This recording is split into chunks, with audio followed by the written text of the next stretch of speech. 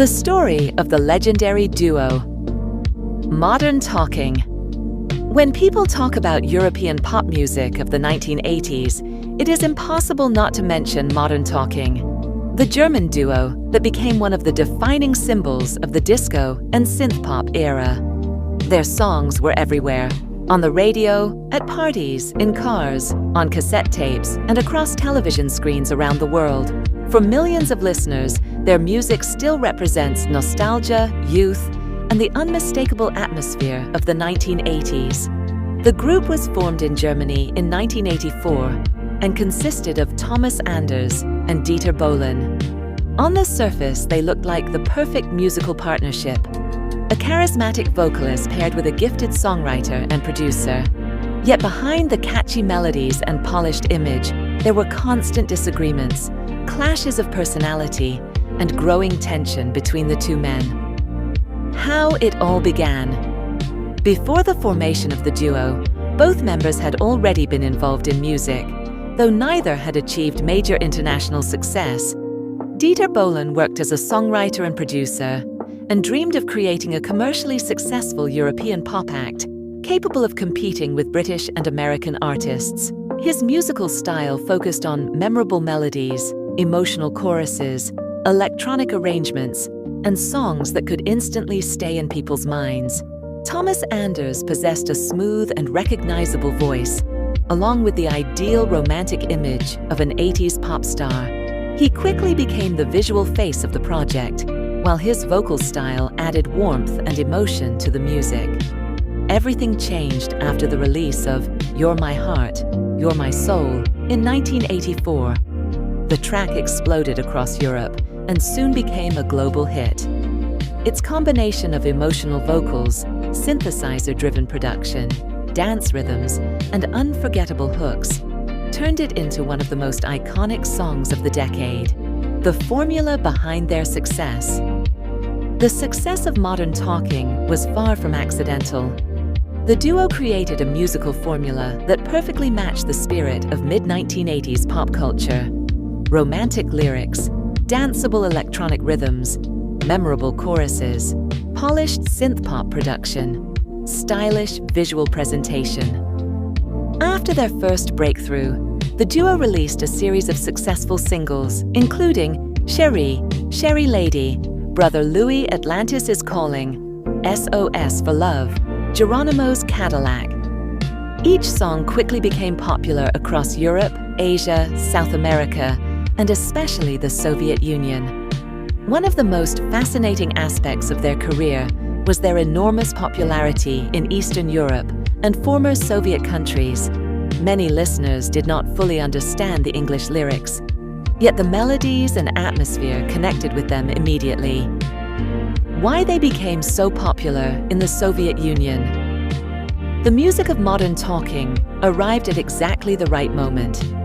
During the late 1980s, Western pop culture represented something modern, glamorous, and exciting to many people living behind the Iron Curtain. Their songs sounded fresh, international, and stylish. Another important reason for their success was the simplicity and melodic nature of the music. Even without understanding the language, listeners could easily remember the choruses and sing along. Their music videos, colorful fashion, and unmistakable 80s aesthetic also helped create a powerful image. Even today, their songs are regularly played on retro radio stations, at weddings, parties, and 80s-themed events throughout Eastern Europe and Central Asia. Interesting facts about the duo. 1. They often struggled to work together. Although they appeared united on stage, the relationship between Dieter Bohlen and Thomas Anders was frequently difficult. Their personalities were very different, and disagreements became more serious as the group grew more successful. Years later, both members openly criticized each other in interviews and autobiographies.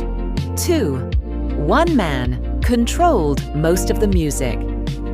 The creative force behind the project was largely Dieter Bohlen. He wrote most of the songs, created the melodies, produced the recordings, and shaped the overall sound of the duo.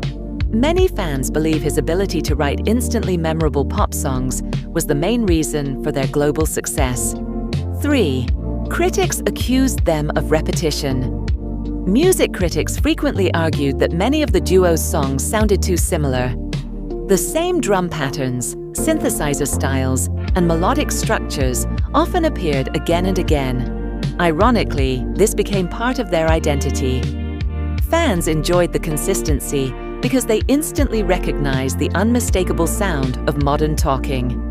4. Their influence extended beyond the 1980s. Many later Eurodance and synthpop artists admitted they were inspired by the duo's style. Even modern retropop productions often contain elements that resemble the signature sound developed by modern talking. The most important albums. The first album, 1985. The debut album that launched the duo to international fame. It included their earliest and most recognizable hits and became a commercial success throughout Europe. Let's talk about Love, 1985. This album confirmed that their first success was not a coincidence. Sherry, Sherry Lady became one of the defining songs of their career. Ready for Romance, 1986. One of the duo's most successful albums. It featured the massive hit Brother Louie and strengthened their international reputation. In the Middle of Nowhere, 1986, this release showed a slightly more mature sound while still maintaining the classic modern talking style. Romantic Warriors, 1987. Although some critics felt the formula was beginning to lose its freshness, fans remained loyal and continued supporting the group. Back for Good, 1998. After years apart, the duo made a surprising comeback in the late 1990s. They modernized their sound with Eurodance influences and successfully introduced their music to a younger generation. The breakup. In 1987, Modern Talking unexpectedly split up. The reasons included exhaustion, personal disagreements, pressure from fame, and growing tension between the members. The media also paid enormous attention to the personal life of Thomas Anders, which reportedly contributed to conflicts inside the group. After the split, both artists pursued separate careers. Thomas Anders focused on solo projects, while Dieter Bohlen continued producing music and working with other artists. Their comeback and second wave of success. At the end of the 1990s, many people believed that 80s pop music was finished. However, the return of Modern Talking proved otherwise. The duo updated their sound with stronger electronic production, dance remixes, and more modern arrangements, while still preserving the nostalgic feeling fans loved. Very few music groups managed to achieve major success in two completely different musical eras, which makes their comeback especially remarkable. Criticism and weaknesses. Despite their worldwide success, critics often viewed the duo as overly commercial. The most common criticisms included repetitive musical structures, simplistic lyrics, limited experimentation, excessive focus on commercial appeal.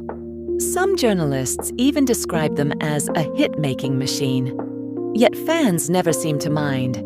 Sometimes simple, emotional, and memorable music connects with audiences more effectively than highly experimental art. Their accessibility was actually one of the main reasons for their enormous popularity. The legacy of Modern Talking. Today, Modern Talking are far more than just an 80s pop act. They are part of international music history. Their songs continue to appear in retro playlists, films, social media videos, remixes, and nostalgic compilations. For many listeners, their music acts almost like a time machine, bringing back memories of cassette players, neon lights, discos, and the golden age of synth pop. Critics may continue debating the artistic depth of the duo, but one fact remains undeniable. Modern Talking created one of the most recognizable sounds in pop music history. Within seconds of hearing their music, listeners immediately know exactly who they are listening to.